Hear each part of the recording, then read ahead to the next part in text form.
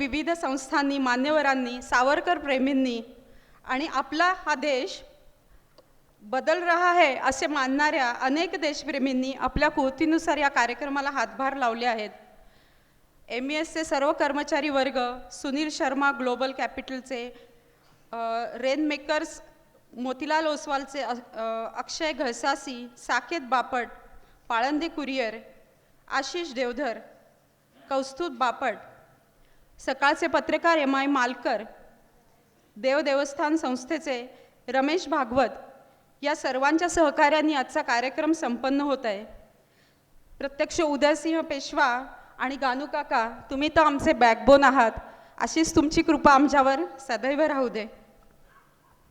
Hall उपलब्ध करून देणं, आर्थिक हातभार लावणं, बॅनर्स उपलब्ध करून देणं, ते ठिकठिकाणी लावण्याची परवानगी मिळणं, कार्यक्रमांना प्रसिद्धी देणं, फोटोग्राफी करणं आणि सगळ्यात महत्त्वाचे म्हणजे आम्हाला मनापासून आशीर्वाद देणं, असे अनेक इथे हजर असलेले आणि हजर नसलेले अनेक जणांच्या चरणी आम्ही कृतज्ञ आहोत. आणि आजचा सर्व श्रोतावर्ग, खरं तर या कार्यक्रमाचं यश तुमच्यातच दडलं आहे. विश्वलीलाचा कार्यक्रम करताना आम्ही नेहमी हॉल बुक करताना जो एक आकडा योजलेला असतो त्यापेक्षा नेहमीच मोठ्या संख्येने तुम्ही आम्हाला येता आणि कार्यक्रम यशस्वी करता. असंच प्रेम तुमचे आमच्यावर भरभरून राहू दे आणि ते राहीलच याची मला खात्री आहे. ज्या परिसंवादाची तुम्ही वाट पाहत आहात तो आपण लगेच सुरू करूया. स्वातंत्र्यवीर सावरकरांच्या चरणी विनम्र अभिवादन करून मी विश्वलीलाचे देवरथ बापट यांना पुढील कार्यक्रमाची सूत्र सांभाळण्याची विनंती करते. हो हो, म्हणजे हे मला बापट आडनाव आहे देवरथांचं हे पण मला सांगितलं नेने सरांनी. अच्छा अच्छा, ते बापट आडनाव असं. बँक ट्रान्झॅक्शन टॅक्स इतकं सोपं त्याचं उत्तर आहे. बँक ट्रान्झॅक्शन टॅक्स असं त्याचं इतकं सोपं उत्तर आहे. बँकेच्या ट्रान्झॅक्शनवर फक्त टॅक्स लागतील एवढाच त्याचा आत्ताचा अर्थ आहे. आणि तो कसा लागेल टॅक्स, तो कुठल्या ठिकाणी लागेल, तो बाकी कुठलाही टॅक्स राहणार नाही. अर्थात आयात कर सोडून. आयात कर किंवा इम्पोर्ट ड्युटी जी असते ते इंटरनॅशनल ट्रेड बॅलन्स करण्यासाठी असते, की तो पॉलिटिकल टूल म्हणून पण वापरता येतो. इंटरनॅशनल ट्रेडमध्ये आपल्या देशातल्या ट्रेडला प्रोटेक्ट करण्यासाठी म्हणून ते वापरता येतं. हे जे टूल आहे ते जगातले सगळीकडे वापरलं जातं. जसं आता आपण पाकिस्तानमध्ये इमिजिएटली आपण सांगितलं की तुमच्यावर आम्ही 200% ड्युटी लावू. असे काही मेजर्स असतात की जेव्हा आपल्याला आपल्या देशाचा ट्रेड बिझनेस आणि आपल्या देशाचे नॅशनल इंटरेस्ट जेव्हा प्रोटेक्ट करायचे असतात तर इम्पोर्ट ड्युटी किंवा कस्टम्स ह्यातल्या टॅक्सेशनचा, कारण तो फक्त देशाच्या उत्पन्नासाठी नसतो, तर हा सोडून हा टॅक्स सोडून बँकेच्या प्रत्येक ट्रान्झॅक्शनवर टॅक्स लागेल. त्याचा अर्थ जेव्हा बँकेत अकाउंटला कुठल्याही खात्यावर पैसे येतील तेव्हा त्याला टॅक्स लागेल. खात्यावरून जाताना टॅक्स लागणार नाही. क्रेडिट एंड सिंगल पॉईंटला टॅक्स लागेल. आता ही आमची फ्रेम आहे. आता ह्या फ्रेममध्ये कुठल्याला अगदी प्रिसाईज म्हणजे मायक्रो याच्यात इथे लावायचा का तिथे लावायचा का, पॉलिसीमध्ये हे फाईन ट्युनिंग होत नसतं. त्यातले ॲडमिनिस्ट्रेटिव्ह यूज कुठे पाहिजे, सरकार टू सरकार लावायचं का, बँक टू हे लावायचं का, ते ओपन ह्याच्यात असेल. कारण शेवटी टॅक्सेशन हे नक्की कसं असतं आणि हे फंडामेंटल इकॉनॉमिक्समधलं आहे. टॅक्स हे आपल्या सरकारसाठी किंवा शासनासाठी स्वच्छ उत्पन्नाचा स्रोत आहे. मी नोकरी करत असेल तर माझा पगार हे माझं स्वच्छ उत्पन्न आहे. मी जो उद्योजक असेल तर माझं प्रॉफिट हे माझं स्वच्छ उत्पन्न आहे. ह्या उत्पन्नावर जबाबदाऱ्या खूप आहेत पण लायबिलिटी कुठलीच नसते. तसं सरकारच्या टॅक्सेशनवर जबाबदाऱ्या खूप आहेत, रिस्पॉन्सिबिलिटी खूप आहेत, पण लायबिलिटी काहीच नाही आहे. हा क्लीन रेव्हेन्यू असतो. सरकारला एकट्यालाच फक्त टॅक्स लावायचा अधिकार असतो. जसं रेंट कोणी घेऊ शकतो, तो रेंट जो रेंटनी देतो त्यालाच घेता येतो. कमिशन कोण घेऊ शकतं, तो तो सेलर आहे तोच घेऊ शकतो. प्रॉफिट कोण घेऊ शकतं, सॅलरी कोण घेऊ शकतं, इंटरेस्ट कोण घेऊ शकतं. ह्याच्यामध्ये टॅक्स नावाचा जो कंपोनंट आहे उत्पन्नाचा तो फक्त बँकेला लावता येतो. आणि आपल्या सगळ्या लोकांच्या ह्याच्यातला अगदी मॅक्रो इकॉनॉमीचा अगदी ढोबळ अर्थाने आपण देशातलं सरकार सोडून कुठलीही व्यक्ती कुठलीही संस्था आपण उत्पन्नाप्रमाणे आपला खर्च करत असतो. की माझं एवढं उत्पन्न आहे, मी ह्याच्यामध्ये एवढा खर्च करणार आहे. खर्चासाठी जर मला पैसे कमी पडत असतील तर मी कर्ज काढतो किंवा घरातली काही संसाधनं विकून पैसे उभे करतो. खर्च करून जर पैसे उरले तर मी नवी गुंतवणूक करतो, नव्या काही वस्तू घेतो. हे माझं म्हणजे व्यक्तिगत आणि सगळ्या संस्था सरकार सोडून. सरकारचं मात्र अंदाजपत्र किंवा बजेट एक्झॅक्टली उलटं असतं. सरकारच्या बजेटमध्ये पहिल्यांदा खर्च मांडला जातो आणि त्याच्याप्रमाणे उत्पन्नाचे स्रोत काढले जातात. आदर्श व्यवहारामध्ये सरकार आपल्यावर 100% टॅक्स लावू शकतं. आपल्या देशात एका स्लॅबमध्ये 97% आपल्याकडे पण टॅक्स होता, इन्कम टॅक्सचा पर्टिक्युलर स्लॅब. पण कुठलंही सरकार खर्चापेक्षा एकही रुपये जास्तीचा टॅक्स लावू शकत नाही. नॅचरल सिलिंग ते असतं त्याचं. म्हणून त्याला पब्लिक फायनान्स असं म्हणतात. आणि हे बजेट जोपर्यंत पास होत नाही, ते जर बजेट कोसळलं तर सरकार कोसळतं. सरकारला पार्लमेंटमध्ये म्हणजे आपल्या प्रतिनिधींना आधी पटवून द्यायला लागतं की हे कशासाठी आम्ही लावतोय. तो एक्सपेंडिचर प्लान जेव्हा सँक्शन होतो, पास होतो, तेव्हा जो काय टॅक्सेशन असेल ते सगळ्यांना मंजूर आहे असा त्याचा अर्थ असतो. फक्त हा बेसिक फरक आपल्याकडे लक्षात येत नाहीये की पब्लिक फायनान्स आणि कॉर्पोरेट फायनान्स. कॉर्पोरेट फायनान्स हे नेहमी प्रॉफिट ओरिएंटेड असतं आणि पब्लिक फायनान्स हे सोशल वेलफेअर ओरिएंटेड असतं. की ह्याच्या वेलफेअरसाठी त्याच्यात प्रॉफिट नफ्याचा संबंधच नसतो. कुटुंबामध्ये एवढा खर्च करायला लागणार आहे, औषधं घ्यायला लागणार आहेत, खाण्यासाठी खर्च, त्या खर्चाची किंमत करायला लागत नाही कारण ते मस्ट असतं. आणि दुर्दैवाने फक्त एवढ्या ठिकाणी टॅक्सेशनचा पॉईंट ऑफ डेव्हिएशन सुरू होतं आणि मग ती अँग्युलर डिस्प्लेसमेंट एवढी प्रचंड होऊन बसते की जगात असं आहे, आपल्याकडे असं का नाही आहे, असं काय. इथे ती सुरुवात आहे. ह्याच अनुषंगानं म्हणजे तुमची जेव्हा आम्ही भाषणं टी व्हीवरती, मग यांनी आम्हाला 5 मिनटं दिली, मोदींनी 90 मिनटं दिली वगैरे वगैरे, हे जेव्हा बघत असतो तेव्हा आम्हाला आमच्या डोक्यातून काही प्रश्न पडलेले असतात.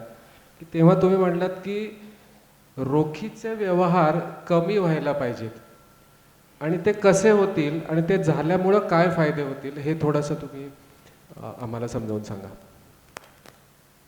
रोखीच्या व्यवहारामध्ये फक्त एक असतं की दोन लोक जी व्यवहार करतायत इन्स्टिट्यूट, त्यांच्या दोघांच्या गरजा फक्त पूर्ण होतात. पण त्याच्यापेक्षा जी पत तयार व्हायला पाहिजे, जी फायनान्शियल, ज्याला आपण म्हणतो, खरं सांगू ना, आपण सगळे शेती संस्कृतीची लोक आहोत, ॲग्रिकल्चरमधली. फायनान्शियल क्रेडिट आपल्यासाठी सगळं नवं प्रकरण आहे. आपण लोक सोशल क्रेडिटवर जगत होतो इतके वर्ष. सामाजिक पत आज सुद्धा भारतामध्ये फार मोठ्या प्रमाणात हे सामाजिक पतीची किंमत जास्त आहे. खेड्यापाड्यात सामाजिक पतीसाठी फायनान्शियल पतीला आम्ही सहज त्याला म्हणजे काय ती बाजूला करून पुढे जातो. पण ज्यांना फायनान्शियल क्रेडिटचे कन्सेप्ट डोक्यात बसलेले आहेत त्यांना असं वाटतं की काय शेतकरी मूर्ख आहेत, इकडे कर्ज काढतायत आणि मुलीच्या लग्नावर एवढा खर्च करतायत आणि एवढा मोठा खर्च करतायत. त्याच्यासाठी नसतं. त्याची सामाजिक पत त्याच्यात असते की माझ्या मुलीला जर लग्न मिळायचं असेल तर माझ्या समाजात ही आत्ता कस्टम्स आहेत. भारत हा सोशल क्रेडिटवर जगणारा देश आहे. आपल्या देशामध्ये फार पूर्वी सगळ्यात कठोर शिक्षा म्हणजे बहिष्कार घालायचे, सामाजिक बहिष्कार. अगदी ज्ञानेश्वराच्या काळापासून हीच सगळ्यात मोठी शिक्षा की तुम्हाला समाज विचारणार नाही, व्यष्टी समष्टीपासून तुटून जाणार, फिनिश्ड. फायनान्शियल क्रेडिट ह्या एनरिच टेक्नॉलॉजी आणि जिथे फायनान्शियल पेनिट्रेशन खूप झालंय त्या देशाचं प्रॉडक्ट आहे. भारतासाठी ते कधीच नव्हतं. पण त्यामुळे भारतात एक पॉझिटिव्ह पण होतं. भारतामधली समाज रचना घट्ट बांधली गेली, कुटुंब व्यवस्था घट्ट बांधली गेली कारण इंटरडिपेंडन्सी होती. उद्या मी ह्या सामाजिक घटकाच्या मध्ये ह्याला जर किंमत नाही दिली तर माझी सामाजिक पत कमी होईल. हां, आजच्या टेक्नॉलॉजीच्या जगामध्ये तो टॅबू झालेला आहे, हे मला मान्य आहे. पण बेसिकली आपला पूर्वा इतिहास आपण आर्थिक पतीवर कधीच नव्हतो, आपण सामाजिक पतीवर जगणारी लोक होतो. बरोबर आहे. हाच प्रश्न मी भरत सरांना विचारू इच्छितो की रोखीचे व्यवहार कमी झाल्यामुळं काय फायदे होतील. मला वाटतं वकिलांनी सांगितलं की आर्थिक पत वाढण्यासाठी जास्तीत जास्त व्यवहारांची नोंद झाली.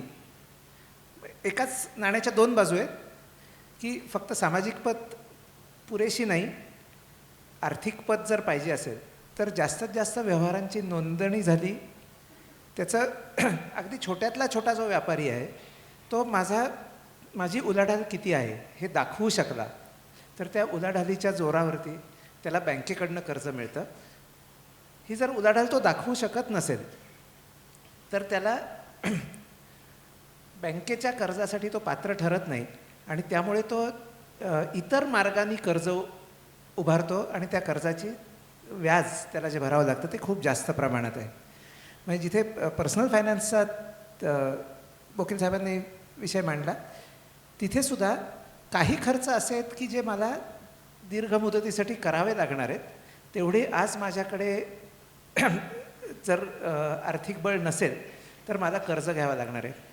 त्याच्यात विशेषतः शिक्षणासाठी कर्ज घेणं, घर घेण्यासाठी कर्ज घेणं हे प्रकार आहेत आणि तिथे माझी आर्थिक पत किंवा माझा आर्थिक पतदर्जा म्हणजे गेल्या 10 वर्षातला एक मोठा बदल आपण बघितला असेल तर सिबिल रेटिंग हे प्रत्येकाचं आज उपलब्ध झालं आणि सिबिल रेटिंग असल्यामुळे किंवा सिबिल रेटिंग चांगलं ठेवण्यामुळे जास्त कर्ज कमी दराने की जे अन्यथा इन्फॉर्मल सोर्सेसकडनं घ्यावं लागलं असतं. इथनं बऱ्याच जणांना या कर्जाचा पुरवठा होऊ शकला.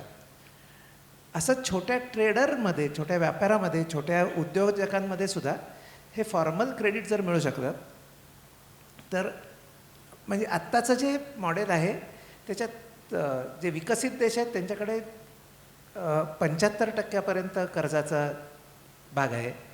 जे भारतासारखे इतर विकसनशील देश आहेत तिथे सुद्धा भारताच्या तुलनेत हे कर्जाचं प्रमाण किंवा क्रेडिट अवेलेबिलिटी ही खूप जास्त प्रमाणात आहे. जो पैसे ठेवतो त्यालाही फायदा आहे, जो पैसे घेतो त्यालाही फायदा आहे आणि सगळ्यात मोठा फायदा आहे की छोट्या व्यापाऱ्याला कमी दरात कर्ज उपलब्ध झाल्यामुळे तो त्याचा व्यापार खूप प्रमाणात वाढवू शकेल. त्याच्यातला डिस्ट्रेस कमी होईल का की तो आज सावकार डिस्ट्रेस नाही, त्याला युस्ट्रेस त्याच्यातनं निर्माण होईल की माझा धंदा वाढतोय आता मी कसा त्याचं व्यवस्थापन कसं करू. तर हा चांगल्या प्रकारचा स्ट्रेस आहे तो त्याला त्यातनं मिळू शकेल आणि त्याची जी धंदा वाढवण्याची क्षमता आहे त्याला एक पाठबळ त्याच्यातनं मिळू शकेल. ह्याच्यासाठी जास्तीत जास्त व्यवहार नोंदणी करून आणि म्हणून बँकेच्या माध्यमातून आणि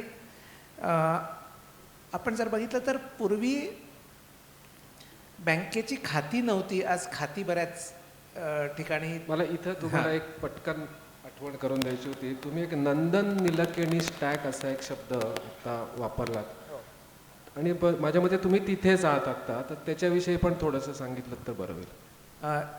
नंदन निलेकणींचं आपण बघितलं असेल जनधन, आधार आणि मोबाईल किंवा जॅम ही जी कल्पना आहे. जनधन अकाउंट प्रत्येकाचा तयार झाला, आधारमुळे त्या माणसाला आयडेंटिटी आली आणि मोबाईलमुळे त्याच्याशी संवाद साधणं सोपं झालं. ही जी जॅम ट्रिनिटी आहे त्याचं नंदन निलेकणींचं जे प्रतिपादन आहे की जगातल्या सगळ्यात मोठ्या आणि यशस्वी सिस्टीम्स या बऱ्याच वेळा सरकार तयार करतं आणि समाजातल्या व्यक्ती त्याचा तेव्हा वाटलं नाही अशासुद्धा चांगल्या चांगल्या नवनवीन प्रकारे उपयोग करून त्यातनं बरीच प्रगती साधू शकतात. त्यातलं पहिलं मोठं उदाहरण आहे म्हणजे अमेरिकन संरक्षण खात्याने त्यांचे संगणक एकमेकांशी जोडण्यासाठी TCP/IP हा इंटरनेट प्रोटोकॉल केला आणि युरोपियन सरकारांनी वर्ल्ड वाईड वेब ही गोष्ट चालू केली. ह्या दोन गोष्टी झाल्यामुळे या दोन्ही गोष्टी सरकारने स्वतःच्या फायद्यासाठी किंवा स्वतःच्या कामासाठी तयार केल्या होत्या आणि नंतर त्या जनतेसाठी खुल्या केल्या गेल्या. पण त्यातनं आज जर बघितलं तर खूप मोठे व्यवसाय यातनं निर्माण झालेले आहेत. म्हणजे आज जगातले सगळ्यात व्हॅल्युएबल व्यवसाय आपण हे फँग्स स्टॉक ज्याला म्हणतात, Facebook, Apple, Amazon, Netflix, Google याच्यासारखे व्यवसाय ह्यातनं तयार झालेत. दुसरी अशीच एक व्यवस्था म्हणजे GPS की जी सरकारने लोकेशन कळण्यासाठी तयार केली, ती लोकांना खुली केल्यानंतर त्यातनं आज आपण बघतो की उबरपासनं स्विगीपर्यंतचे व्यवसाय हे त्यातनं तयार झालेले आहेत. तर जनधन, आधार, मोबाईल ही अशाच प्रकारची एक प्रणाली त्याला भारतात लंडन निलेकणी इंडिया स्टॅक असं म्हणतात, की त्यातला बेसिक प्लॅटफॉर्म हा सरकारने तयार केलेला आहे. पण माणूस आपापल्या उद्योजकतेनुसार आणि आपल्या कल्पकतेनुसार त्यातनं हजारो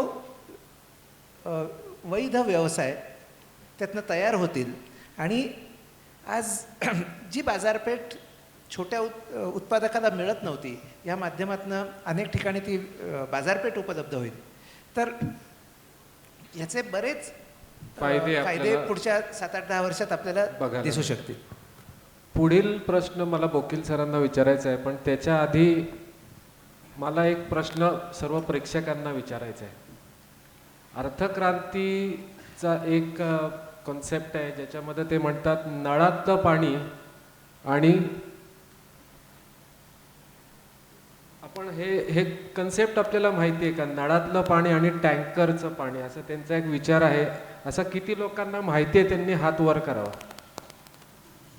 बरं, म्हणजे सर साधारण 20-25% लोकांनाच तुमचं नळातलं पाणी आणि टँकरचं पाणी कन्सेप्ट माहिती आहे. तुमच्याकडे उत्तर देण्याच्या पूर्वी मी तुम्हाला विचारू इच्छितो की त्याचा आपण आधी व्हिडिओ दाखवावा का तुम्ही ते डायरेक्ट एक्सप्लेन कराल? तो व्हिडिओ बघितला तर जास्त सोपंच होईल. पण नळातलं पाणी आणि टँकरचं पाणी ह्याच्यातलं दोन्हीतला मुळातला फरक आहे. कारण माणसाच्या ज्या मूळ प्रेरणा ज्या आहेत त्यात भय नावाची पहिली प्रेरणा आहे. भय माणसाचं तयार झालं की त्याच्यासाठी प्रोव्हिजन आणि प्रिकॉशन करणं ही त्याची ऑटोमॅटिक येणारी रिॲक्शन आहे. आता पुण्यात आपण सगळे आहात, आम्ही मराठवाड्यातले आलेलो आहेत, आम्ही खूपच पाण्याच्या दुर्भिक्षातून आलेलो आहेत, म्हणून आम्हाला ती सुचलेली कल्पना आहे. उद्या पुण्यातल्या लोकांना सांगितलं उद्यापासून नळाला पाणी येणार नाहीये, तर आज पुण्याची रिॲक्शन काय असेल इथल्या नागरिकांची? पाणी भरून ठेवणार, किती भरून ठेवणार हा पुढचा प्रश्न. किती? उत्तर साधं आहे, क्षमतेप्रमाणे आणि भीतीच्या अंकाप्रमाणे, की उद्या नाही आलं, परवा नाही आलं, पाहुणे येणार, मग अजून कसं होणार, मग आपल्याला अजून पाणी लागणार. जेव्हा ती एकदा तुम्ही प्रिकॉशनच्या मोडमध्ये गेलात की मग आता एवढं पुरणार नाही, 2 टाक्या सिंटेक्सच्या आत्ता आणल्याच पाहिजे, ते दोन्ही काही होणार नाही, 4 आत्ता वरच्या टाकीतलं आलेलं आहे ओव्हरहेड आपल्या बिल्डिंगमध्ये, भरून ठेवूया आधी, मग खालच्याचं काय होईल आम्हाला माहीत नाही, आमच्या टाक्या भरल्या पाहिजे. ऑब्वियस आहे, कारण ते प्रेरणा आहे ना, ती निसर्गाची प्रेरणा आहे. पण कुणी तर आपल्याला हे अनश्युअर केलं की टॅप उघडा, 24 तास नळाला पाणी आहे. आपण किती पाणी भरून ठेवतो? कुठलीही सिस्टीम जेव्हा सर्टन होते तेव्हा त्यातल्या भीतीचा अंक निघून जातो. मग पैसे मिळवणं, जसं मी हे पैसा म्हणजे शेवटी चलन आहे ना, ते करन्सी आहे, ते जर आपल्याकडे जर रेग्युलर यायला लागलं तर आपण पैशाच्या मागे पळणारच नाही आहेत. आज ही युरोपमध्ये आणि याच्यातनी इथली भारतीय जेवढं प्रचंड बुद्धी इतकी विकसित होतीये कारण ती त्यांच्या बुद्धीचा वाव त्याच्यासाठी करू शकतात ज्या क्षेत्रात त्यांना काम करायचं आहे. इथे मात्र प्रत्येक क्षेत्रातल्या माणसाला आधी पैशाची प्रोव्हिजन होतीये का हे आधी बघायला लागतं. आधी कुणी चांगल्या डॉक्टरकडे मी पेशंट म्हणून गेलोय, तो माझ्या रोग बघण्याच्या आधी माझी पेईंग कॅपॅसिटी किती ह्याच्याप्रमाणे डायग्नोसिस करणार आहे. अनिल बोखीलला डायलिसिस परवडणारी गोष्ट नाही आहे, त्याचा एवढा खर्च आहे, त्याच्यापेक्षा एवढ्या गोळ्यावर त्याचं भागूया आपण. रोगाच्या पेक्षा ते पेईंग कॅपॅसिटी. म्हणून भारताचं जे पूर्ण टॅलेंट आहे ते अफोर्डेबिलिटीच्या बाजूने पुढे जात आहे. सुटेबिलिटी ऑप्शनच नाही आहे. ज्या भारताला मंगळयान सारखं अत्यंत यशस्वी प्रयोग करता येतो, तर आपल्या जुगाट टेक्नॉलॉजीने केलेलं आहे आपण. ते भारताकडे GSLVचं लॉन्चर नव्हता, PSLVवर भारताने पाठवलेलं, हे चायनाला शक्य नाही, अमेरिकेला शक्य नाही. 1 वर्षांनी आपला मंगळ गणित ह्याच्यात परिघात तो गेला ऑर्बिटमध्ये, आपलं यान. यशस्वी प्रयोग आहे हा. ज्या देशाला मंगळयान बनवता येतं त्या देशाला मर्सिडीज बनवता येत नाही असं वाटतं का? F-16 बनवता येत नाही अशी भारताची क्षमता नाही आहे का? बनवता येते, परवडत नाही, म्हणून ते करू शकत नाही आपण. आणि दुर्दैवाने हा तंत्रज्ञानाकडे नेऊन ठेवलेला विषय हा अर्थशास्त्राचा विषय आहे. या देशातलं सिव्हिक सेन्स हा देशाला परवडत नाही म्हणून असा आहे. इथला कुठलाही चांगला शिकलेला माणूस पहिली कंप्लेंट करतो, या देशाला हंटरची गरज आहे, त्याला सिव्हिक सेन्स नाही. रस्त्यावर लोक कुठेही थुंकतात. आपण त्यांना साधं विचारतो, हीच लोक जेव्हा दिल्लीच्या मेट्रो ट्रेनमध्ये फिरतात, बिहार उत्तर प्रदेशमधले अनपढ माणसं मोठी मोठी गाठोडे घेऊन त्याच्यात जातात. 20 वर्षाचा अनुभव सांगतो, कुठेही त्या ट्रेनमध्ये थुंकलेलं नसतं, कुठेही कन्फ्युजन नाही आहेत. ही सगळी लोक का तशी चालतात? ती स्टेशनमधनं बाहेर पडले की रस्त्यावर थुंकतात. कारण ती व्यवस्था इतकी चांगली केलेली असते की तिथे ते थुंकू शकत नाही. एअरपोर्टमध्ये तंबाखू खाणारा माणूस कुठे थुंकताना दिसला का आपल्याला? इकडे तिकडे बघतो, प्रेशर आलं की गिळून टाकतो, थुंकायची स्कोपच नाही. तोच माणूस त्याच सवयीनिशी जर आपण एसटी स्टँडवर गेला की एसटीच्याच खाली, सीटच्या खाली थुंकून उतरतो. आपण अफोर्डेबल, आपल्याला ज्या सिविक सेन्स हवा आहे त्या सेन्सच्या आपण व्यवस्था उभ्या नाही केल्या. मला एक अमेरिकन मित्र आला आणि त्याने हा प्रश्न मला विचारला की तुमच्याकडे सिविक सेन्स नाही, तुम्ही लोक कसे रस्त्यावर थुंकतात? मी म्हटलं 1 मिनिट, आम्ही लोक तंबाखू खाणारे चावणारी लोक आहेत म्हणून आम्ही थुंकतो, पण तुम्ही फुंकणारी लोक काय करतात ते मला सांगा. तुम्ही सिगारेटमध्ये तंबाखू फुंकता ते काय करता? दुसऱ्याला इनहेल करायला लावता ना. हा तुम्ही हायजीनच्या दृष्टीने बघितला तर वेगळा डायमेन्शन आहे. पण या देशाला आत्ता परवडणारी गोष्ट करणं, त्याला जुगाड असं आपण नाव दिलेलं आहे. आणि मला वाटतं ते बहुतेक ऑक्सफर्ड यांनी पण घेतलेलं आहे, जुगाड. नमस्कार. पुढील प्रश्न विचारण्याच्या आधी जे आज आपण इथं उपस्थित आहोत त्यांनी जर का अर्थक्रांतीच्या वेबसाईटवरती नळ आणि टँकर असा एक सुंदर 4-4.25 मिनिटाचा माझ्या मते तो व्हिडिओ आहे, तो जरूर बघावा. अर्थक्रांतीबद्दल अर्धा नॉलेज तो व्हिडिओ बघूनच आपल्याला नक्की येईल याची मी तुम्हाला खात्री देतो. सावरकरांच्या विचारातला बलशाली, प्रेरणादायी, super power APJ Abdul Kalam म्हणले होते 2020ला होईल, ते 2020 आलं. भरत सर माझं चुकत नसेल तर आज भारताचं GDP 3 ट्रिलियन, चायनाचा 8 आणि अमेरिकेचा 11. चायनाचा 11, अमेरिकेचा 20. मी सर एक अभ्यास केला की 2050 साली भारताचा GDP अमेरिकेपेक्षा जास्त होईल आणि अमेरिका आणि भारताचा GDP मिळून जेवढा GDP असेल त्याच्यापेक्षा 20 ट्रिलियननी चायनाचा जास्त असेल. आता अनिल काका, मला तुला असं एक विचारायचं आहे की जोपर्यंत सर्व व्यवहार बँकांच्या मार्फत, क्रेडिट कार्डच्या मार्फत, डेबिट कार्डच्या मार्फत, पेटीएम मार्फत, काय गुगल पे मार्फत, भीम ॲप मार्फत जोपर्यंत होत नाहीत तोपर्यंत अर्थक्रांती घडण्यासाठीचा प्लॅटफॉर्म बनत नाही. तर परदेशामध्ये तुम्ही जेव्हा दूध घेता, ग्रोसरीमध्ये घेता, किती टक्के व्यवहार तुमचा रोखीनं किंवा बँकेच्या मार्फत होतो? मी याचं उत्तर देण्यापूर्वी अनिल बोगलांनी जे सांगितलं पत, त्याविषयी 2 शब्द बोलतो आणि मग पुढे उत्तर देतो. वैयक्तिक पत, सामाजिक पत. वैयक्तिक पत वाढली की त्या समाजातली तुमची पत वाढते, म्हणजे समाजाचीही पत वाढते. आणि हा अखंड समाज एकत्र केला की राष्ट्राची पत. आणि त्या राष्ट्राची पत वाढली की आंतरराष्ट्रीय पत वाढलीच पाहिजे. राष्ट्राची पत वाढते तेव्हा. It's a global village. त्यामुळे प्रत्येक देशाकडे प्रत्येक देशाचं लक्ष असतं. आता माझा अनुभव सांगतो. गेली 42 वर्ष मी इंग्लंडमध्ये राहतोय. भारताची पत किती होती? एकेकाळी भारताला nation with the begging bowl असं म्हणायचं आहे. अगदी अलीकडेपर्यंत भारताविषयी कुठल्याही स्टँडर्ड मीडिया, म्हणजे Financial Times, London Times, Washington Post, New York Times वगैरे ह्याच्यात भारताविषयी एकही बातमी कधीही येत नसे. आज अशी स्थिती आली आहे की या सगळ्या स्टँडर्ड मीडियामध्ये भारताची बातमी नाही असा एकही दिवस जात नाही.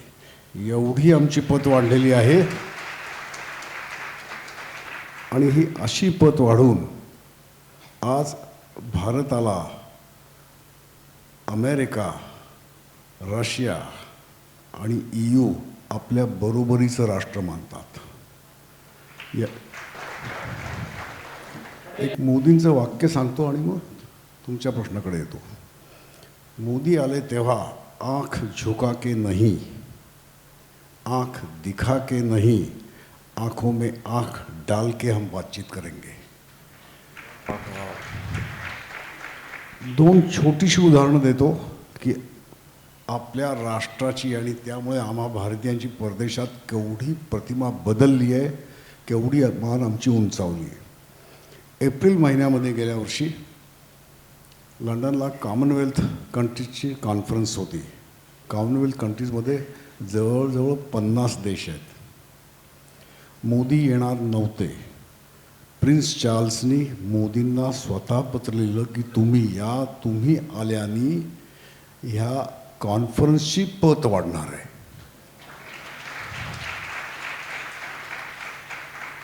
या 50 देशामध्ये 3 देशांची नावं मी मुद्दाम सांगतो: ऑस्ट्रेलिया, न्यूझीलंड, कॅनडा. आज हे तिन्ही देश इंग्लंडचे लीगली म्हटलं तर कॉलनीज आहेत. ह्या तिन्ही देशामधल्या करन्सी नोटेवर, पोस्टल स्टॅम्पवर आमच्या राणीचा फोटो असतो. तिघही गोरे आहेत. आणखीन 47 देश होते. इंग्लंडच्या राणीने फक्त आणि फक्त एकट्या मोदींना चहासाठी बोलवलं होतं. बाकीच्या 49 देशातल्या एकाही राष्ट्रप्रमुखाला बोलवलं नव्हतं. एवढी आमची पत, इंडिव्हिज्युअल पत, सामाजिक पत, राष्ट्रीय पत आणि आंतरराष्ट्रीय पत वाढली. हे मला तुम्हाला मुद्दाम सांगावंसं वाटलं, कारण अनिलनी पतींनी सुरुवात केली म्हणून. आता दुसरी गोष्ट, मी खरंच सांगतो, माझ्या खिशात कधी 5-10 पाऊंडाच्या वर पैसे नसतात. फार तर आपल्या इथल्या भाषेत म्हणा 100-200 रुपये फक्त खिशात असतात. त्यामुळे माझं कधीही कुठेही अडलं नाही. कारण प्रत्येक ठिकाणी क्रेडिट कार्ड किंवा डेबिट कार्ड ही अक्षरशः आमच्याकडल्या, ज्याला आपण पानवाला म्हणू, ज्याला आम्ही कॉर्नर शॉप म्हणतो, त्याच्यामध्ये सुद्धा ही सोय असते. त्यामुळे संपूर्ण व्यवहार पाश्चिमात्य देशातला हा बहुतेक कार्डावर चालतो. फार क्वचित पैसे द्यायची वेळ येते. अगदी टॅक्सीमध्ये सुद्धा मी माझं कार्ड देतो. कुठेही अंडरग्राऊंड किंवा ट्यूब स्टेशनवर गेलो तिथे कार्ड देतो. त्यामुळे खिशात पैसे बाळगावेच लागत नाहीत. याचा एक फायदा फार असा मोठा होतो की प्रत्येक ट्रान्झॅक्शन 1 पाऊंडाचा असो किंवा मिलियन पाऊंडाचा असो, हे थ्रू प्रॉपर बँकिंग चॅनल होतं. आणि त्यामुळे काळा पैसा हा अतिशय कमी येतो, उपलब्ध होतो. जगात असा एकही देश नाही की जिथे काळा पैसा नाही. परंतु त्याची जी रक्कम असते ती इतकी किरकोळ असते की त्याला काळा पैसा म्हणावा असंही वाटत नाही. मला ह्याच अनुषंगानं बोकील सरांना परत एकदा विचारायचं आहे. यांनी फार भयंकर एक स्वप्न 2-2.5 वर्षापूर्वी आम्हा सर्वांना दाखवलं. पहिल्यांदा अवघड वाटलं, आम्ही लाईनीत उभे राहिलो, नंतर सवय झाली. तुम्ही त्याला, सरकारने त्याला डिमॉनिटायझेशन म्हटलं, तुमचा शब्द करन्सी कॉर्पोरेशन हे आहे. पण त्याच्यात असंही आपण थोडं म्हणालो की आता करप्शन होणार नाही. आम्हाला इतकं बरं वाटलं, कारण त्याच्या आधी फक्त न खाऊंगा न खाणे दूंगा, पण जर नसेलच तर काय खाणार असं सुद्धा वाटायला लागलं. तर करप्शन बंद होईल का? अर्थक्रांती प्रपोजल जसंच्या तसं जर का सरकारने घेतलं तर तुमचं ह्याच्यावर काय मत आहे? 2 गोष्टी. पहिल्यांदा आर्थिक पत ह्याच्यामुळे भारत इतका पुढे आला आहे. म्हणजे ग्लोबल व्हिलेज खरंच झालं आहे का, की ग्लोबल मार्केट झालं आहे, हे 2 वेगळ्या गोष्टी आहेत. कारण आपण ग्लोबल व्हिलेजमध्ये राहत नाही आहेत, आपण ग्लोबल मार्केटमध्ये राहतो आहेत. आणि त्याच्यामुळे भारताला आजची जी किंमत मिळते आहे ती कस्टमर म्हणून मिळते आहे, कन्झ्युमर म्हणून नाही. कारण 32 कोटीचा अमेरिका आत्तापर्यंत जगाचं कन्झम्पशनचं इंजिन होतं. आता 135 कोटीच्या हातामध्ये जेव्हा पर्चेसिंग पॉवर जायला लागली आहे, ती पतीचा नाही आहे. कारण मार्केटचा फक्त फंडामेंटल जीव, जसा त्या राक्षसाचा जीव पोपटात आहे परिराणीच्या त्या ह्याच्यातल्या राज्याचा, तसा मार्केटचा जीव फक्त मागणीत असतो, डिमांड. आणि डिमांड 2च गोष्टींनी तयार होते. एक असते गरज आणि दुसरी असते क्रयशक्ती. 6 कोटी 8 कोटीचे देश, पॉप्युलेशन कमी असलेले, गरजा सॅच्युरेशनला पोहोचलेले, घरात ऑलरेडी एक गाडी आहे, दुसरी गाडीची गरजच नाही आहे, ते सॅच्युरेशनला गेलेलं मार्केट आहे. 134 कोटीचं एक्झॅक्टली उलट आहे. गरजा प्रचंड आहेत आणि क्रयशक्ती नाही आहे, म्हणून आत्तापर्यंत ह्या देशाची अशी परिस्थिती होती. आपण ग्लोबल व्हिलेजमध्ये राहत नसून आपण ग्लोबल मार्केटमध्ये राहतोय आणि आपल्याकडे कस्टमर म्हणून बघितलं जात आहे. आणि ते 7.5% आत्ताचा जो ग्रोथ आहे तो आपला कन्झम्पशनचा आहे. आता ह्याच्यानंतर हा जो त्यांनी मला प्रश्न विचारला की करप्शन निश्चित बंद होईल का, मी तुम्हाला फक्त एक ह्याच्यासाठी शेअर करतो, कारण अण्णांचं आंदोलन एका मोठ्या ह्याच्यात जेव्हा चाललं होतं की भ्रष्टाचार बंद व्हायला पाहिजे, आपण ते बघितलं UPA 2च्या ह्याच्यामध्ये, कारण भ्रष्टाचारावर देशच सगळा गोंधळात गेला होता की हे कधी न बंद होणार आहे. पण आम्हाला माहित होतं की भ्रष्टाचार ही बंद होणारी गोष्टच नाही आहे. पण आम्ही अण्णांना एक साधा प्रश्न विचारला होता की अण्णा एवढं मोठं आपण करतो, हे मी पर्सनल विचारलेलं अण्णांना, भ्रष्टाचाराची व्याख्या करता येईल का जे आपल्याला बंद करायचं आहे. मग अण्णा म्हणाले की पोलीसमध्ये चौकाने पकडलं, तुम्ही काढून दिले पैसे की तुम्ही नियमाप्रमाणे द्यायला पाहिजे, ते तुम्ही केलं तर भ्रष्टाचार. म्हणलं हे त्याचं उदाहरण झालं, व्याख्या द्याल का तुम्ही. मग ते जजनी पैसे खाल्ले, डॉक्टरनी खाल्ले, हे सगळं म्हटलं हे उदाहरण झाली, व्याख्या सांगता काल, कारण आपल्याला व्याख्या जर नाही मिळाली तर तुम्ही उत्तर काय देणार. उदाहरण सांगून ते व्याख्या नाही बदलता येणार तुम्हाला. मग म्हणाले तुम्ही इतकं का. म्हटलं हो, आम्ही लोकांना डिझाईन करायचे कारण आम्हाला उत्तर हवे आहेत. मग आम्ही त्यांना सांगितलं की अण्णा तुम्हाला ही व्याख्या पटते का सांगा, आम्ही तुम्हाला एक व्याख्या सांगू. Corruption is a violation of desired discipline आणि crime is a violation of designed discipline. अपेक्षित गोष्ट नाही केली तर करप्शन झालं, पण कायदेशीर गोष्ट नाही केली तर गुन्हा झाला.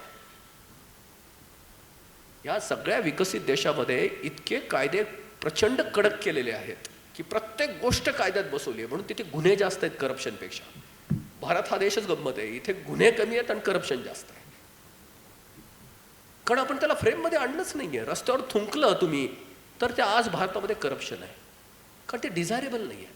पण इथे थुंकू नका अशी पाटी लिहिली आहे, त्याच्यानंतर जर तुम्ही केलं इंडियन पिनल कोड, मग तो गुन्हा झाला, मग त्याच्यावर ॲक्शन्स आल्या. डिझायरेबिलिटी, माणसाची डिझायरेबिलिटी, सोशल डिझायरेबिलिटी ही कधीही संपत नसते. त्याच्यामुळे करप्शन शून्य होईल असं आम्ही कधीच म्हणणार नाही आहे. हा, क्राईम मात्र कंट्रोलमध्ये येऊ शकतात. पण आज मी परत अमेरिकेचा आणि भारताचा याच्यासाठी देतोय.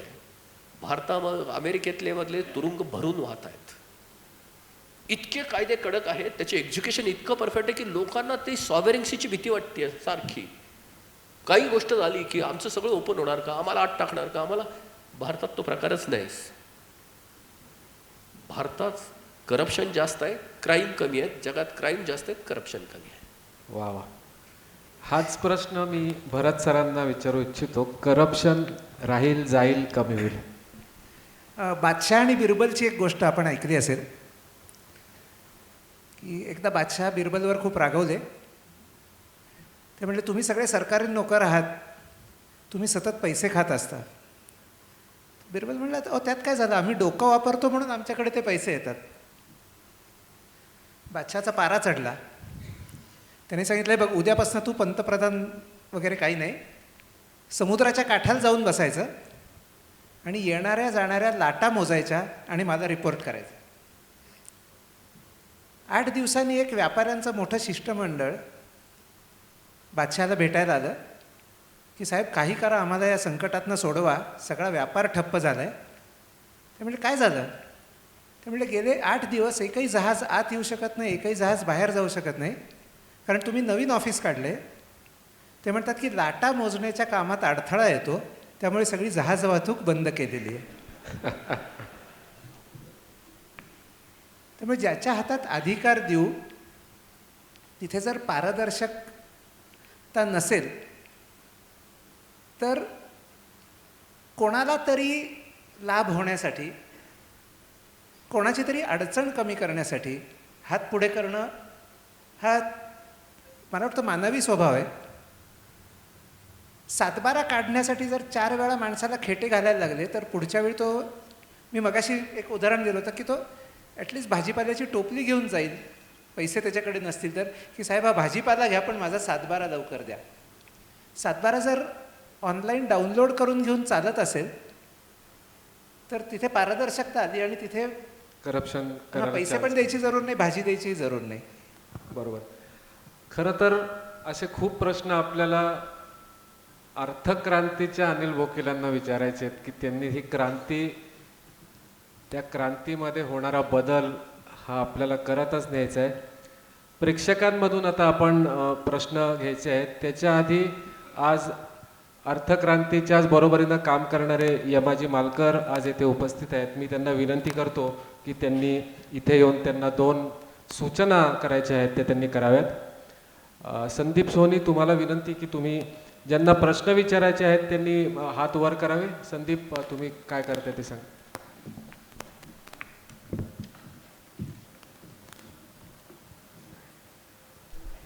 अगदीच 2 मिनटं घेतो. हा प्रश्नोत्तराचा वेळ किती वेळ चालेल याची मला खात्री नाही, म्हणून आधी आलो आहे मी. याचं कारण अर्थक्रांतीचा कार्यक्रम ज्या ज्या ठिकाणी होतो त्यावेळी प्रश्नांचा भडीमार होतो आणि सगळ्यांचं समाधान झाल्याशिवाय तो संपत नाही. तरीही बोलणं आणि प्रत्यक्ष अर्थक्रांती समजून घेणं याच्यामध्ये फरक आहे. त्यामुळे काही साहित्य आम्ही बाहेर आणलेलं आहे. आव्हान आणि विनंती अशी आहे की तुमच्या सर्व शंकांचं निरसन जरूर करा, पण मुळातनं अर्थक्रांतीचा मूळ प्रस्ताव आणि अर्थक्रांतीने आता आपल्या देशासमोर जे नवीन प्रश्न, जे अतिशय गंभीर प्रश्न निर्माण झालेले आहेत त्याच्या संबंधीचे 3 प्रस्ताव सरकारकडे ऑलरेडी दिलेले आहेत. त्याच्याविषयीची सविस्तर माहिती, अर्थपूर्ण जो गेली 9 वर्ष अर्थक्रांतीसाठी प्रसिद्ध होतं ते मासिक, त्याचा ताजा अंक आणि हे 3-4 प्रस्ताव सविस्तर वाचण्यासाठी उपलब्ध आहेत. आपण सर्वांनी ज्यांना ज्यांना शक्य आहे त्यांनी तो अंक आणि ती माहिती आपल्यासमोर लेखी ठेवावी. मला खात्री आहे की अर्थक्रांतीचा प्रचार आणि प्रसार हाच अर्थक्रांती या देशामध्ये होण्याचा सर्वात चांगला मार्ग आहे. कालची एक आनंदाची बातमी सांगतो आणि मी थांबतो. काल ॲमेझॉन प्राईमवर जगातल्या पैशांविषयी एक अतिशय उत्तम मालिका सुरू झाली, जी पुढचे 8 दिवस चालणार आहे. त्या मालिकेमध्ये तब्बल 7 मिनटं अर्थक्रांतीचा दृष्टिकोन काय आहे याच्याविषयीचे एक सुंदर क्लिप्स आहेत. आपण सर्वांनी पुढच्या 2-3 दिवसात त्या प्रसारित होतील, त्याही जरूर ॲमेझॉन प्राईमवर पाहाव्यात अशी विनंती करतो आणि थांबतो. धन्यवाद. धन्यवाद मालकर साहेब. पहिला प्रश्न घेतो.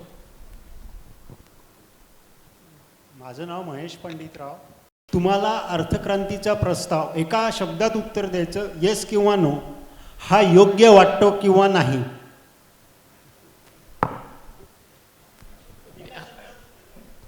हा प्रश्न कोण आहे? बाकीच्या 2 व्यक्तींना. मला नाही आहे ना, मला नाही आहे ना. नाही, बोकील सरांना नाही.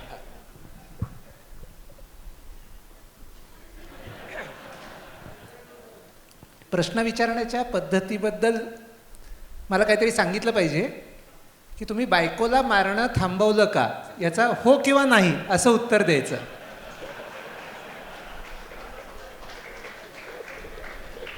म्हणजे हो उत्तर दिलं तरी प्रश्न आहे, नाही उत्तर दिलं तरी प्रश्न आहे. कुठल्याही गोष्टीत नवीन बदल करण्यासाठी कोणतरी एवढा अभ्यास करून त्याच्यात एवढे परिश्रम घेऊन एक जे प्रणालीचा प्रस्ताव तयार केलेला आहे त्याचा विचार निश्चित केला पाहिजे असं मला वाटतं. पण मी बोलताना जे म्हटलं की त्याच्या व्यवहार्यतेबद्दल जोपर्यंत बऱ्याच लोकांना खात्री पटणार नाही तोपर्यंत तो प्रत्यक्षात येणं हे अवघड आहे. त्यामुळे त्याच्या व्यवहार्यतेबद्दल सुद्धा, म्हणजे आता एक मी उदाहरण आपल्याला देतो की ट्रान्झॅक्शन टॅक्स असा कुठे लावला जातो का, आणि ट्रान्झॅक्शन टॅक्सचं काही एखादं यशस्वी उदाहरण आहे का?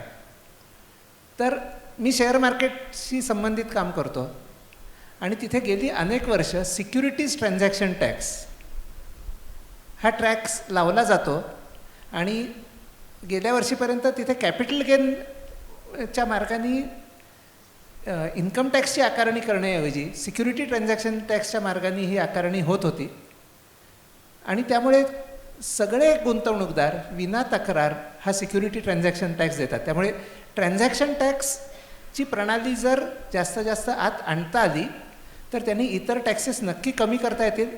एका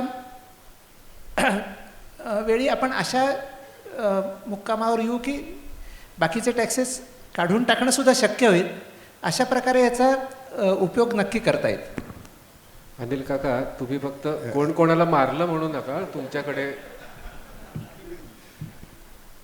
तुम्हाला हो किंवा नाही याच्यातच उत्तर हवं आहे. त्याचं उत्तर तुम्हाला स्वतःलाच देता येईल. तुम्ही याचा अभ्यास करा, बाहेर ठेवलेला आहे. जसं आत्ता यमाजी मालकर म्हणाले आणि तो सगळा अभ्यास केल्यानंतर तुम्हीच तुम्हाला उत्तर देऊ शकाल हो किंवा नाही. संदीप पुढचा प्रश्न घ्यायला हरकत नाही. हॅलो. भारताला एक ब्लॅक मनीचा प्रॉब्लेम आपण खूप वर्ष फेस करतोय आणि ज्याच्यावरती आपण सोल्युशन्स बघतोय. एक नवीन प्रकारचा प्रॉब्लेम आता आपण फेस करतोय जो बेसिकली बँकिंग सिस्टीममधले NPAs आहे.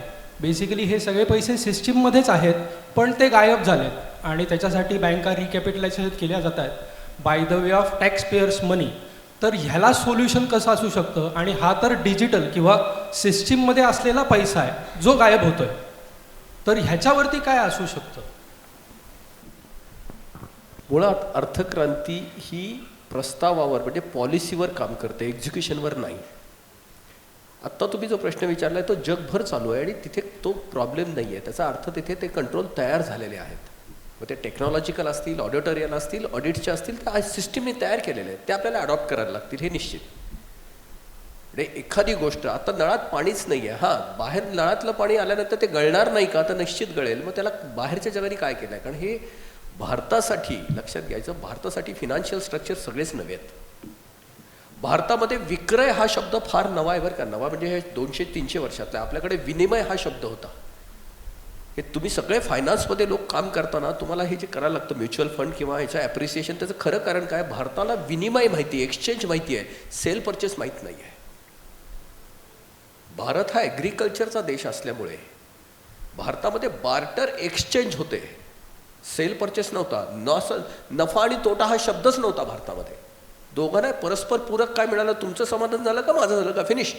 यालाच बार्टर सिस्टीम म्हणत होते. दुर्दैवाने काय झालं, आपल्या देशामध्ये विक्रय हा शब्द एका गोष्टीसाठी वापरला जात होता आणि तो अत्यंत वाईट होता. देह विक्रय होता, देह विनिमय नव्हता.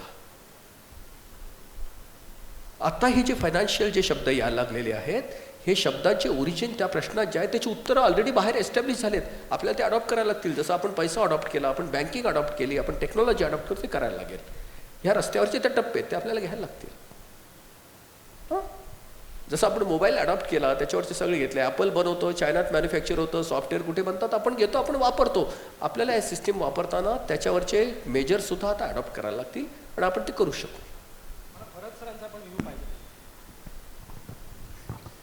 NPS हा नवीन म्हणजे नवीनच आपल्याला काहीतरी शोध लागला आहे अशातला भाग नाही आहे. कुठलाही कर्ज देताना त्याची पत बघून कर्ज दिलं जातं, पण ही पत पुढे बिघडत जाऊ शकते आणि त्यामुळे पतदर्जा एखाद्या संस्थेचा आज एका प्रकारचा असेल, उद्या कमी होऊ शकतो, त्याच्यानंतर कमी होऊ शकतो. आणि जेव्हा बँकिंग व्यवसाय केला जातो तेव्हा ही जोखीम लक्षात घेऊन कर्ज देणं अपेक्षित आहे आणि त्याच्यात काही प्रमाणामध्ये काही कर्ज थकीत होणं, काही कर्ज बुडीत होणं हे बँकेच्या जोखीम व्यवस्थापनाचा भाग आहे. तर इथे काही वेळेला जसे उद्योजक वाहवून जाऊ शकतात, तसं त्यांना कर्जपुरवठा करणारेही वाहवून जाऊ शकतात. त्याच्यामध्ये कुठला हस्तक्षेप आहे का किंवा कुठला गैरव्यवहार आहे का, हाही भाग असू शकतो. म्हणजे तशी पण आपण उदाहरणं बघितलीत. पण म्हणजे हा पैसा गायब झाला आहे आणि फ्रॉड झाला आहे असं सगळं मानायचं कारण नाही. तिथे प्रत्यक्ष एखादा व्यवसाय चालू करताना त्याला येणाऱ्या अडचणी म्हणजे आज पॉवर प्लॅन्ट एखाद्या कंपनीने काढला, त्यांना दगडी कोळसा मिळाला नाही, त्यांचा पॉवर प्लॅन्ट वेळेत चालू झाला नाही आणि त्यांनी स्टेट इलेक्ट्रिसिटी बोर्डाला वीज पुरवली पण त्यांना पैसे आले नाहीत. ह्या खऱ्याखुऱ्या अडचणी तिथे उभ्या राहू शकतात आणि त्यामुळे त्यांनी जो प्रोजेक्ट रिपोर्ट बँकेला दिला आहे त्याप्रमाणे त्यांचं कामकाज झालं नाही. या धोक्याची कल्पना त्या व्यावसायिकालाही असते आणि बँकेलाही असते. तर त्यामुळे सगळे नॉन परफॉर्मिंग ॲसेट्स याच्यामध्ये काहीतरी गडबड आहे असं समजण्याचं कारण नाही. विकसित देशांमध्ये जसं आता बोकील साहेबांनी सांगितलं की ह्या प्रश्नातनं लवकर मोकळं कसं व्हायचं, डिस्ट्रेस ॲसेटची विक्री केली जाते, त्याच्यात लेंडर्स हेअरकट घेतात, म्हणजे त्यातलं काही सॅक्रिफाईस करतात. बँक्रप्सीचा कायदा की जो आत्ता गेल्या 2 वर्षामध्ये आला, NCLTमध्ये हे व्यवहार त्याचा पटकन निकालात काढण्यासाठी काही पावलं उचलली गेली आणि काही ॲसेट्स विकून प्रत्यक्षात ते पैसे जमासुद्धा झाले. तर ह्या व्यवस्था आपल्याकडे जेवढ्या सबळ पाहिजे होत्या तेवढ्या नव्हत्या. त्याच्याकडे आपण गेल्या 3-4 वर्षात बरीच प्रगती केली आहे. पण NPA हा कुठेही जिथे जिथे कर्ज देण्याचा प्रकार आहे तिथे काही कर्ज थकीत बुडीत होण्याचा धोका हा विसरून नाही चालणार. बरोबर आहे. पुढील 1-2 प्रश्न आपण संदीप घेऊया. त्याच्या आधी फक्त मला एक वाक्यात सांगायचं आहे की 2-3 प्रश्न झाल्यानंतर कार्यक्रमाची सांगता होत असताना वंदे मातरम होईल. तर तोपर्यंत सर्वांनी, म्हणजे माझी विनंती आहे सर्वांना की आपण जरूर थांबावं. मी SP पंडित. नोटाबंदी झाल्यानंतर 1000 आणि 500च्या नोटा बंद झाल्यावर बँकांमध्ये जो नोटांचा भरणा झाला तो जेवढा एक्सपेक्टेड होता तेवढा सगळा झाला असं विरोधी पक्षांचं म्हणणं नेहमी असतं. तर आणि त्याच्यामुळे काळा पैसा मग कुठे असं ते प्रश्न विचारतात. याच्यामध्ये काही तथ्य आहे का याच्यात काहीतरी बनवाबनवी आहे? वकील साहेब तुमच्यासाठी आहे, तुम्हीच त्या नोटाबंदी आणलीत.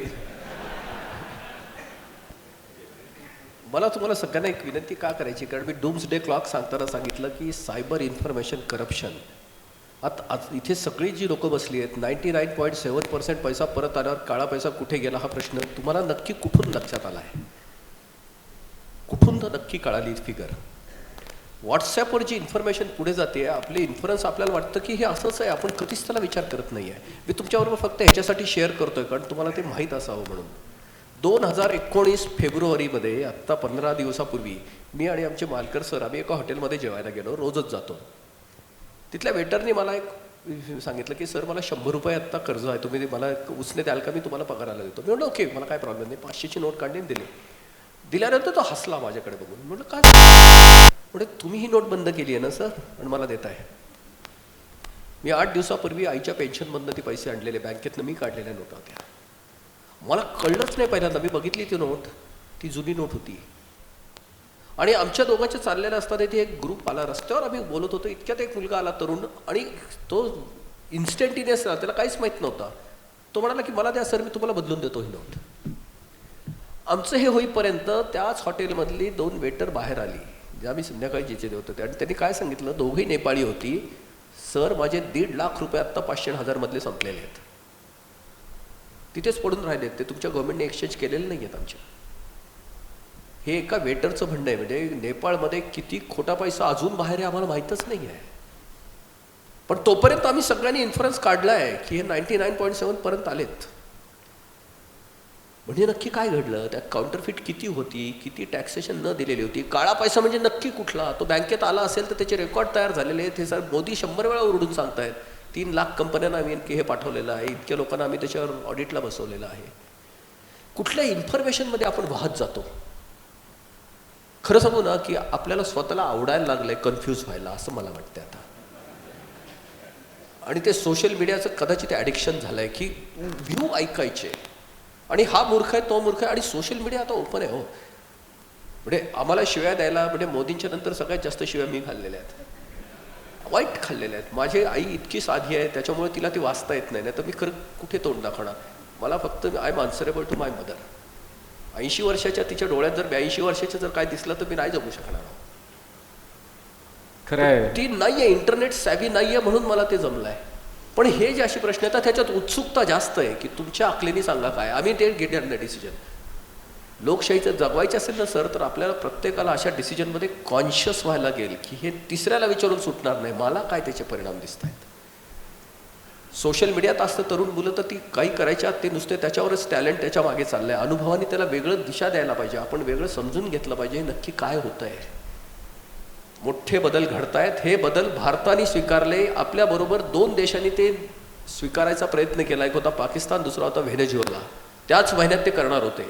त्या दोन्ही देशाचं धाडस झालं नाही. आज 2 वर्षानंतर व्हेनेझुएला आणि पाकिस्तान याची परिस्थिती आपण बघू शकतोय ना काय आहे. आज मी तुम्हाला सगळ्यांना शेवटचा एक प्रश्न याच्यासाठी विचारणार आहे, इथल्या तरुण मुलांना निश्चित विचारणार आहे. 2 वर्षामध्ये तुम्ही किती लोक क्यूमध्ये उभी राहिला? कुठली गोष्ट म्हणजे काही बिल भरायचं, कुठलं रिझर्वेशन करायचं म्हणून तुम्ही क्यूमध्ये किती वेळ उभे राहिला? अगदी मग आज बरोबर आहे. एवढ्या तरुणांचा वाचलेला वेळ कुठल्या अकाउंटवर आपण टाकायचा? मॅन आवरवर जर आपण बोलतो, कुठल्या अकाउंटवर आपण टाकणार आहोत? मला हा प्रश्न विचारायचा. आणि तरुणांना दुसरा प्रश्न विचारायचा की खरंच तुमची येणारं भविष्य तुमचं परत कॅशवर होणार आहे का डिजिटल इकॉनॉमीवर असणार आहे? कशावर असणार आहे? सर, आपल्या पिढीला ते बदल स्वीकारता येत नाहीत म्हणून आपण हे विचारतोय, कारण आपण टेक्नोसॅव्ही नाहीये. पण येणारी पिढी तीच आहे, आपल्याला त्यांच्यासाठी करायला लागणार आहे ते बदल. आमचा जगण्याचा स्टेक आता एवढा राहिलेला आहे, तरुण पोरांचा एवढा आहे, त्यांच्यासाठी दुनिया सेफ व्हायला पाहिजे, त्यांच्यासाठी चांगली राहायला पाहिजे. बरोबर आहे वकील साहेब. ह्याच ह्याच्यावरती मला भरत सरांचा विचार ऐकायचा आहे. फक्त त्याच्या आधी म्हणजे बोकील साहेबपासून मी बोकील काकापर्यंत येतो की हे जे टी व्ही माध्यमांमधले जे कमी अभ्यास केलेले जे लोक तुम्हाला कधी कधी खूप प्रश्न विचारून असे भयंकर त्रास देतात, तर त्यांची काळजी करू नका. आमच्यासारखे 1000 पुण्यातनं तुमच्या पाठीमागं नक्की उभे करू. हा प्रॉब्लेम तो नाही आहे. अर्थतज्ञ मनमोहन सिंग वेगळं बोलतात आणि राजकारणी मनमोहन सिंग वेगळं बोलताना त्रास होतो. अर्थतज्ञ कधीही हे म्हणू शकत नाहीत की ही नोटबंदी, ते फक्त त्या पद्धतीवर बोलू शकतील की अशा पद्धतीने नको व्हायला पाहिजे होती. पण जो तज्ञ त्याला हे कळतं की इथे क्रेडिटची कॉस्ट इतकी जास्त आहे, इतकी कॉस्ट ऑफ कॅपिटल जास्त आहे, ती ग्राउंड ह्याच्यात फिरायला लागली. शेतकऱ्यांच्या आत्महत्या रोजच्या 2%, महिन्याला 3%, 4% इंटरेस्ट रेटमुळे व्हायला लागलेले आहेत. पैसा पोचत नाही आहे खालपर्यंत, निर्मिती होती आहे खालपर्यंत जात नाही आहे, तो चॅनलमध्ये येत नाही आहे. अर्थतज्ञ मनमोहन सिंगांना हे व्यवस्थित माहिती आहे. पण राजकारणी मनमोहन सिंग जे बोलतात संसदेमध्ये ते असं व्हॉट्सअपवर फिरत येतं. 99.7 पॉईंट परत आले तर कुठे गेला पैसा? बरं सर, याच्यामध्ये एक ऑथेंटिक माहिती गेल्या वर्षी अरुण जेटलींच्या बजेट स्पीचमध्ये तो रेफरन्स आहे की 1,76,000 अकाउंट असे आहेत की ज्यांनी ॲव्हरेज 3.5 कोटी रुपये आपापल्या खात्यामध्ये भरलेले आहेत. याचा गुणाकार केला तरी 6 लाख कोटींची रक्कम होते.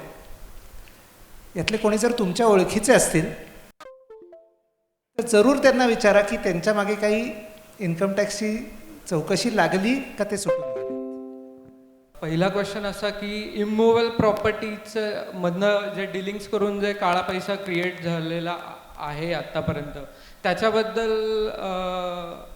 काय केलं आहे? आणि दुसरी गोष्ट मला म्हणजे दुसरा क्वेश्चन असा आहे की तिघांना प्रश्न आहे माझा, आणि दुसरा प्रश्न या डायसवर विचारायचा की नाही मला माहीत नाही, पण आपल्या देशात जी म्हणजे पॉलिटिकल पार्टी ज्या एवढ्या फॉर्म करून म्हणजे त्यांना मान्यता दिलेली आहे, तर 2पेक्षा 3पेक्षा जास्त पार्टीज याच्यावर तुमचा काय व्ह्यू आहे?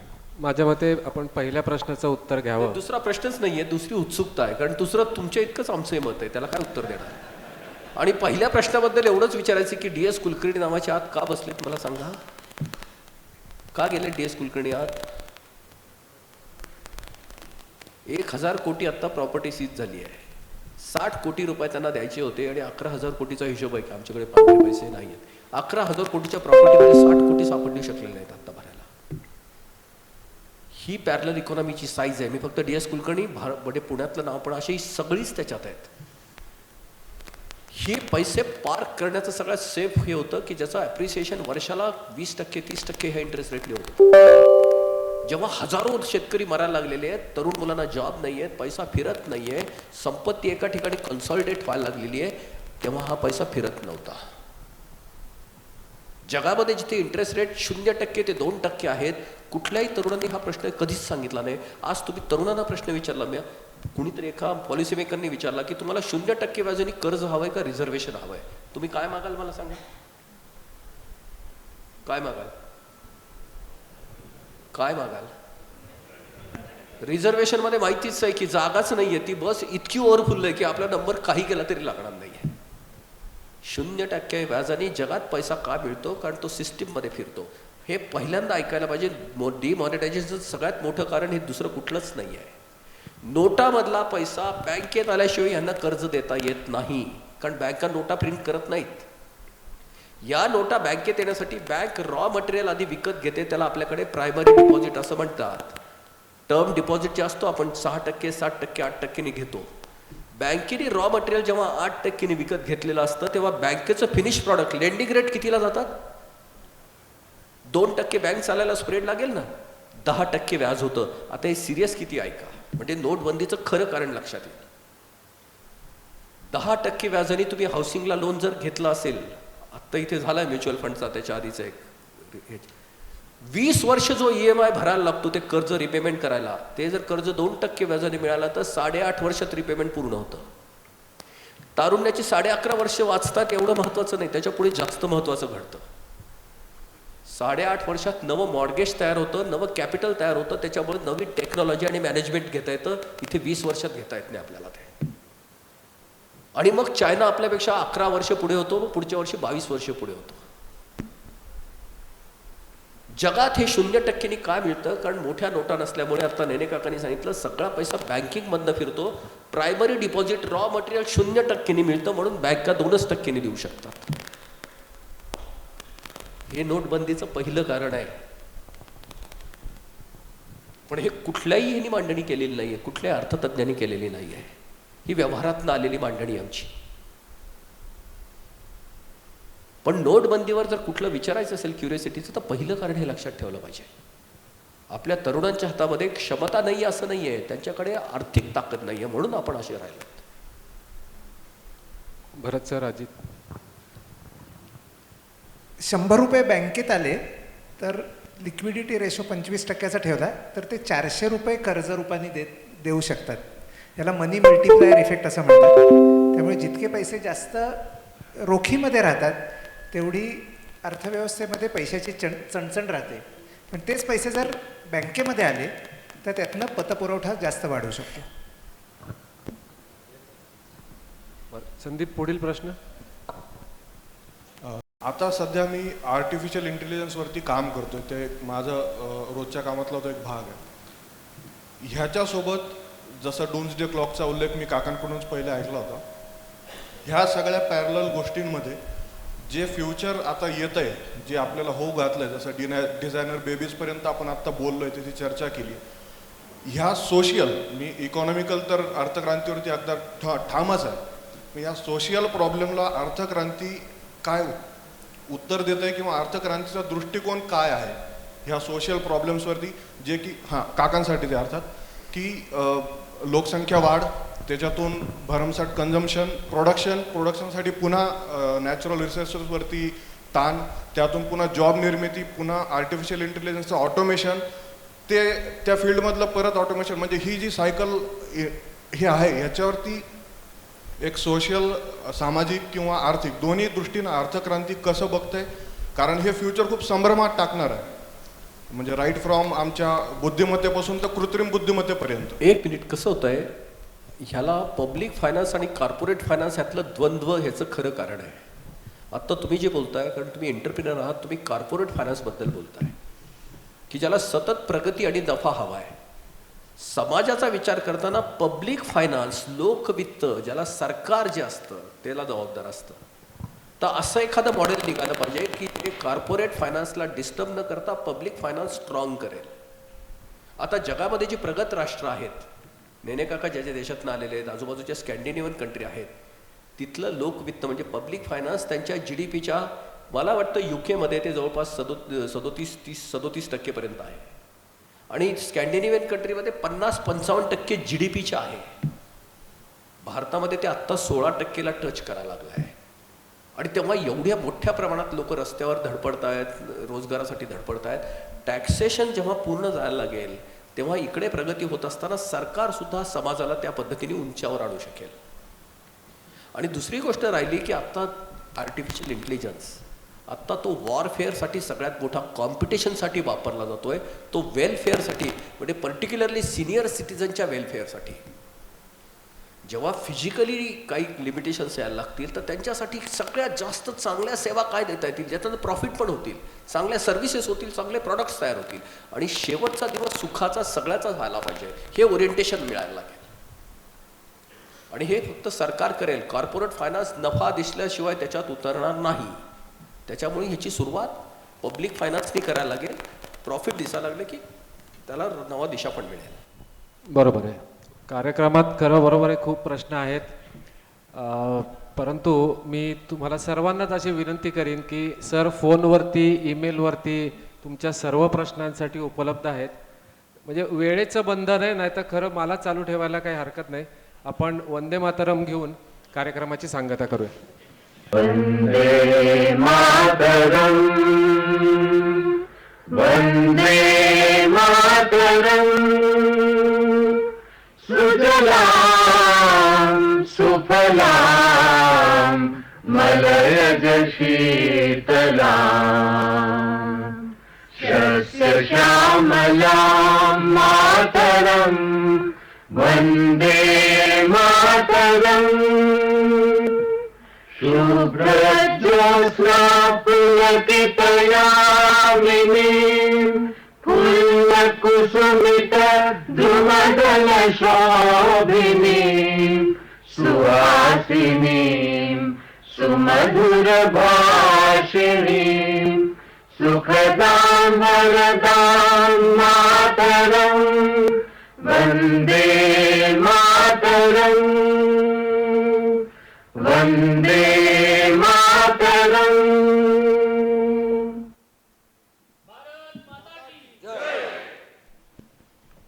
आजचा कार्यक्रम इथेच आपण थांबवत आहोत.